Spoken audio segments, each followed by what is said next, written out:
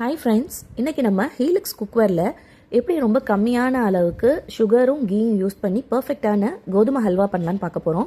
இதுக்கு நான் 1 கப் அளவுக்கு ஆஷிர்வாத் கோதுமை மாவு எடுத்திருக்கேன். எந்த கப்பில் நம்ம மாவு எடுக்கிறோமோ அதே கப்பில் தான் எல்லாமே மெஷர் பண்ணணும். ஸோ அதே கப்பில் நான் 4 கப்ஸ் அளவுக்கு வாட்டர் எடுத்து வச்சுக்கிறேன். இந்த வாட்டரை நம்ம கொஞ்சம் கொஞ்சமாக ஆட் பண்ணிட்டு மாவு சுத்தமாக கெட்டி இல்லாமல் கம்ப்ளீட்டாக மிக்ஸ் பண்ணி எடுத்துக்க போகிறோம். இப்போ மாவு ஃபுல்லாக நம்ம கம்ப்ளீட்டாக நல்லா மிக்ஸ் பண்ணி எடுத்தாச்சு.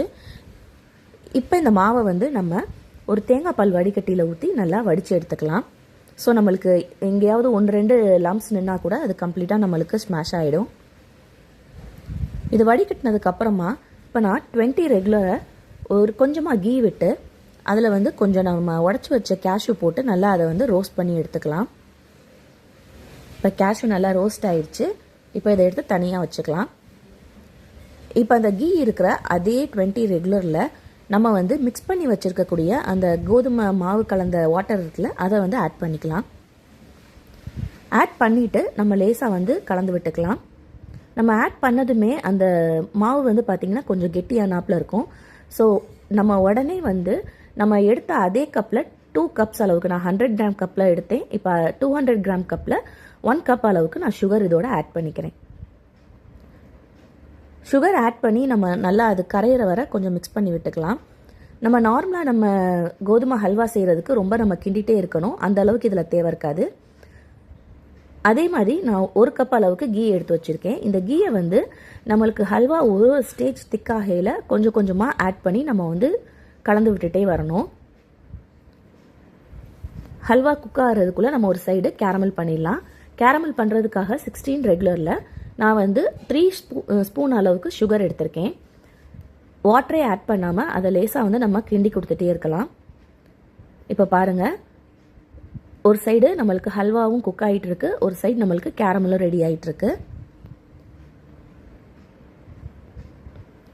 இப்போ பார்த்தீங்கன்னா கேரமல் நம்மளுக்கு நல்லா கோல்டன் கலரில் ஆக ஆரம்பிச்சிருச்சு. இந்த மாதிரி நல்லா டார்க் ப்ரௌன் கலரில் வந்ததுக்கப்புறம் நம்ம கேரமல் எடுத்து நம்ம மிக்ஸ் பண்ணிக்கிட்டு இருக்கக்கூடிய அந்த ஹல்வா மிக்ஸோடு சேர்த்து நம்ம ஊற்றி நல்லா கிண்டி கொடுத்துக்கலாம். ஹல்வா ஒரு ஸ்டேஜ் நம்மளுக்கு குக் ஆகிறது நம்மளுக்கு தெரிய நம்ம அது கூட நம்ம எடுத்து வச்சிருக்க கீயை கொஞ்சம் கொஞ்சமாக ஆட் பண்ணி மிக்ஸ் பண்ணிகிட்டே வரணும். நம்ம கம்ப்ளீட்டாக ஹல்வா செஞ்சு முடிக்கிறதுக்கு நம்ம எடுத்த அந்த 1 கப் கீ கரெக்டாக இருக்கும். இப்போ இந்த ஸ்டேஜில் நான் ஒரு 10 மினிட்ஸ் மட்டும் ஸ்டவ்வை ஆஃப் பண்ணிவிட்டு நான் லேசாக கிண்டி கொடுத்துக்கிறேன். நம்ம கம்ப்ளீட்டாக கிண்டிகிட்டே இருக்கணும்னு தேவை கிடையாது, நம்ம ஊட மட்டும் நம்ம லேசாக கலந்து விட்டாலே போதும். இப்போ நான் திரும்ப ஸ்டவ்வை ஆன் பண்ணிவிட்டு ஒரு 10 மினிட்ஸ் வர நான் சிம்மில் வச்சு எடுத்துக்கிறேன். இப்போ பார்த்தீங்கன்னா ஹல்வா நம்மளுக்கு கரெக்டான கன்சிஸ்டன்சியில் வந்துருச்சு. இதான் ஹல்வாவோட கரெக்டான கன்சிஸ்டன்சி. ஸோ இந்த ஸ்டேஜில் நான் ஃபைனலாக இருக்கக்கூடிய அந்த 1 ஸ்பூன் கீயும் இதோட ஆட் பண்ணிவிட்டு அது கூடயே நம்ம ஃப்ரை பண்ணி வச்சுருக்க அந்த கேஷ்யூவும் இதோட நான் ஆட் பண்ணிக்கிறேன். அவ்வளோதான், நம்மளுக்கு ரொம்ப கம்மியான நேரத்தில் கம்மியான அளவுக்கு சுகரும் கீயும் யூஸ் பண்ணி ஒரு பர்ஃபெக்டான டேஸ்டியான ஹல்வா ரெடி பண்ணியிருக்கோம்.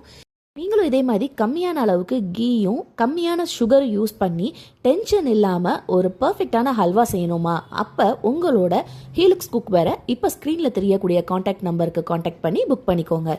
தேங்க்யூ.